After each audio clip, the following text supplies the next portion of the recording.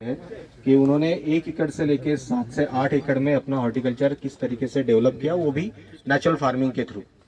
ये 0 केमिकल का यूज़ करते हैं और पूरा जितना भी हॉर्टिकल्चर है यहाँ पे जितना भी होता है वो पूरा नेचुरल फार्मिंग पे होता है। उनके साथ ही उनके भतीजे हैं गौरव।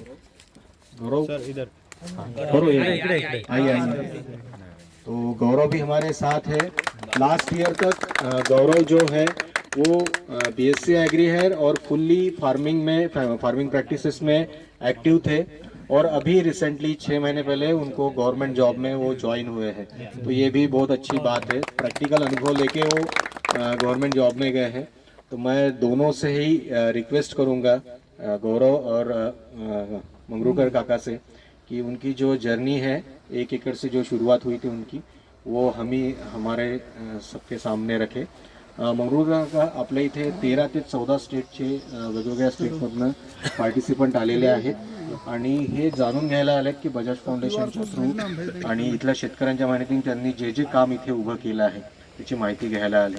तुमचा अनुभव जर शेअर झाले तर तिथे जाऊन त्या एक विनम्र प्रार्थना है, हरि भाई सर से हम रिक्वेस्ट करेंगे, फोटो बाद में अच्छा नहीं आएगा। हमने सम्मानित करने के लिए एक मोमेंटो सर हम लोग लाए हैं। वो फोटो बाद में अच्छा नहीं आएगा, पहले हम सम्मान करते हैं फिर हम उनसे सुनेंगे। तो सर रिक्वेस्ट करेंगे हरि भाई सर और उदय सर को कि ऑनरेबल सर को एक मोमेंटो से हमारे दोनों जनरेशंस को एक मोमेंटो प्रेजेंट और तालियों से प्लीज। आप आ जाइए रजत, अजीत जी आ जाइए, हमारे फाउंडेशन टीम के और भी लोग आ जाए। अजीत जी किधर हैं? आ जाइए। ये सब सौभाग्य मिलता है कि मतलब कि हम बगान पर आके और वहाँ पर इससे बड़ी बात क्या।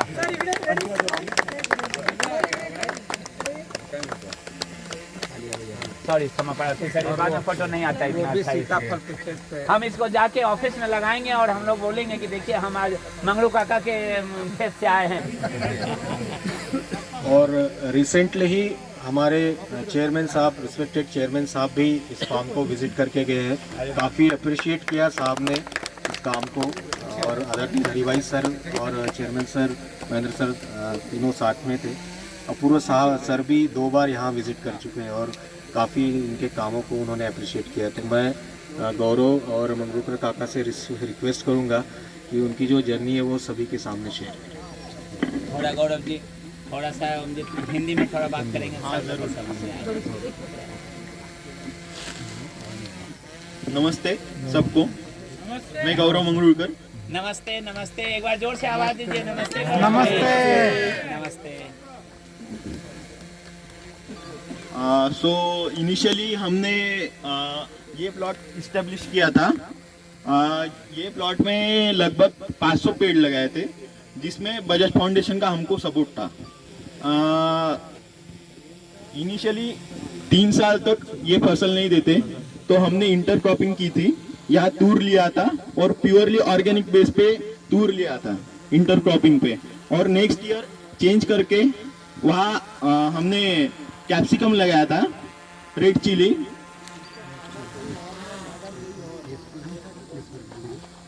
इसको पॉकेट में भी रख लेंगे, कॉलर में लगा। सो डेवलपमेंट होते समय तक हमने इंटर क्रॉपिंग की और उस इंटर क्रॉपिंग से जो उत्पादन हुआ उसका ही यूटिलाइज करके ये फसल आगे तक लेके गए। मतलब थर्ड ईयर से इसका प्रोडक्शन चालू हो गया। उसके बाद हमने प्रोडक्शन तो फर्स्ट ईयर में इनिशियली कम प्रोडक्शन था तो, लेकिन फसल अच्छी आई। तो उसके हिसाब से हमने नेक्स्ट प्लॉट प्लांटेशन का डिसाइड किया। नेक्स्ट प्लॉट ये था और उसके साइड में ही एक प्लॉट है और उसमें हमने 1200 पेड़ लगाए लगभग। और उसी साल हमने अमरूद भी लगाए, उसका भी प्लॉट वो साइड पे है। तो ये प्लॉट डेवलप तो हो गया था। उसके बाद जो प्रोडक्शन आता उसका ही यूटिलाइज करके ये प्लॉट डेवलप किया, वो प्लॉट डेवलप किया और प्रोडक्शन बढ़ते गया। तो इस प्लॉट में भी हमने 3 साल तक इंटरक्रॉपिंग की। ये कंटिन्यू 3 साल तक हमने यहाँ कैप्सिकम का फसल लिया मल्चिंग डाल के on purely on organic base. और अभी 3 साल हो गए और एक प्लॉट डेवलप किया, उसमें लगभग 700 पेड़ है और टोटल यहाँ फसल 2200 पेड़ की है। और ये सीताफल 4.5 एकड़ में है पूरा और 2200 पेड़ है। और अमरूद है वो 650 पेड़ है और उसका वो लगभग 1.5 एकड़। हाँ, ताइवान पिंक उसका वेराइटी है। और कुछ जो सरदार 49 करके बोलते हैं वो भी कुछ प्लांट्स है वहाँ, और कुछ देसी प्लांट्स है।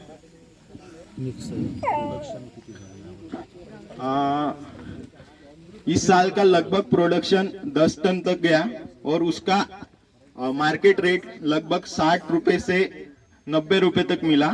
और वो वेरी होता है प्राइस, हर दिन का एक नहीं रहता, उसके हिसाब से लगभग प्रोडक्शन और कॉस्टिंग निकाल के लगभग 8 लाख का प्रोडक्शन हो गया। और पिछले साल लगभग 10 लाख का प्रोडक्शन हो गया था। इस साल वेदर की वजह से फसल कम आई, फ्लावरिंग कम था, तो फ्रूटिंग भी कम ही हो गया। असर उसका मौसम का बड़ा असर हो गया। जी जी जी। तो मतलब 1 साल का लागत और 1 साल का खर्चा वैसा इसमें खर्चा कुछ भी नहीं, कुछ भी नहीं, एक ही बार करना है वो आपके ऊपर डिपेंड है। समझो अगर खर्चा करना है, अगर ना करना है, वो आपके ऊपर निर्भर है। मगर हमने कुछ भी 0 बजट है खर्चा हमारा। मतलब जो और पहली बार लगा geometry मारते खाली, कुछ भी नहीं करते इसमें। यहाँ स्प्रेइंग नहीं करते, कोई वगैरह कोई जरूरत नहीं पड़ती। Totally organic जीरो है। मेंटेनेंस है। अच्छा अच्छा। तो कटिंग छटाई वटाई कुछ करना पड़ता है? वो करते हैं। हाँ, थोड़ा गैप रखने के लिए। हाँ, जो अमरूद खाली बस उसके सिवा कुछ भी नहीं। हाँ, बीच बीच में पानी रिक्वायरमेंट होता है। पानी की रिक्वायरमेंट है कैसी है कि जैसे समझो बारिश गई तो उसके बाद में तड़का अगर बैठ गया समझो तो पानी देना ही पानी पड़ता दे। जो स्ट्रेस देते वो 1 महीने का स्ट्रेस देते, उसके बाद पानी छोड़ते। है।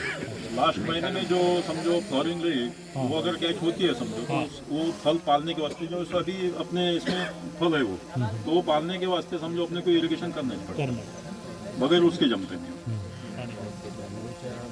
बात है। 12 महीने फल रहते हैं क्या? नहीं जी, 12 महीने नहीं रहते, फरवरी तक फल चलते ही। सर इसमें जैसे हम इसमें सीड लगाते हैं या एक या 6 महीने का 1 साल का पौधा लगाते हैं, ऐसे कुछ है? हाँ, इसका ये 1 साल का पौधा लगाया है जो हाइब्रिड है। मतलब उसका बडिंग नहीं, उसका ग्राफ्टिंग किया है। ग्राफ्टिंग के बाद उसको डेवलप होने में 1 साल लगता है, उसके बाद उसका ट्रांसप्लांटिंग करते हैं। सर एक क्वेश्चन है, जो ग्राफ्टिंग के लिए जो सीड्स लगते हैं, मतलब जो टेल लगते हैं ना, वो आप कहाँ से लेते हो? जो अपना बाड़ानगर करके वेराइटी है उसका स्टेम यूज करते हैं, सियोन यूज करते हैं। मेरा एक क्वेश्चन था कि आप जैसे इतना बड़ा बगीचा है तो यहाँ पे कितने लोगों को रोजगार दे रहे हैं? 10-12 लोग रहते हैं। यहाँ कंटिन्यू 10-12 लोग काम करते हैं रोज के। सर मेरा क्या आपने जीवामृत तैयार किया, जीवामृत तैयार करने में क्या लगता है? जीवामृत तैयार करने में बेसन, गुड़, देसी गाय का गोमूत्र और गोबर। शायद कितना दिन पेड़ की मट्टी, और लगभग वो उसको 7 दिन में तैयार हो जाता।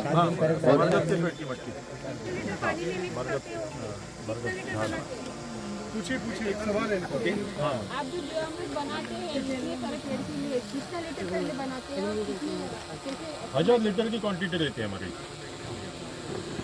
1000 लीटर की क्वांटिटी रहती है और पर पेड़ 1 लीटर 15 दिन के बाद डालते जाने का। कैसे डालते हैं?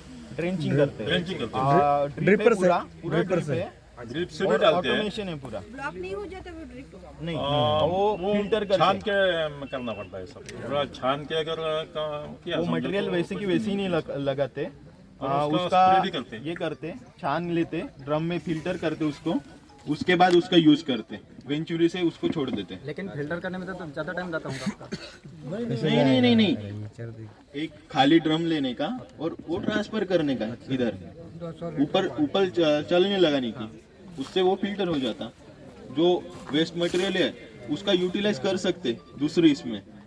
छान के करना पड़ता है। सर और एक क्वेश्चन है, शुरुआत में तो कम से कम उत्पादन निकलता होगा इसका, जो आप कितने साल के पेड़ है ये अभी 8 साल का प्लांट है। 8 साल का है तो 8 साल में अभी मिनिमम कितना निकलता है पुलिस में? एक पेड़ 70-80 किलो तक देता है। 80 किलो तक, तो उसका रेट क्या रहता है?